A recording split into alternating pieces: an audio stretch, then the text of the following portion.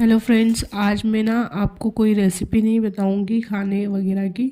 आज मैं आपको बताने वाली हूँ जो कोल्ड कफ हो जाता है ना, तो उसके लिए हमारे पास में आंटी है, उन्होंने ये रेसिपी बताई है।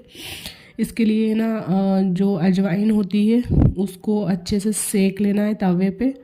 और एक पान का पत्ता लेना है। मेरे पास पूरा पान का नहीं था, मैंने थोड़ा सा उसमें से खा लिया था। तो इस पान के पत्ते को दोनों तरफ से अच्छे से सेक के और अजवाइन को इस पे डाल देंगे। और उसको पूरा ऐसे जिस तरह से मैं उसको फोल्ड कर रही हूँ, ऐसे फोल्ड करके और उसको खा लेना है।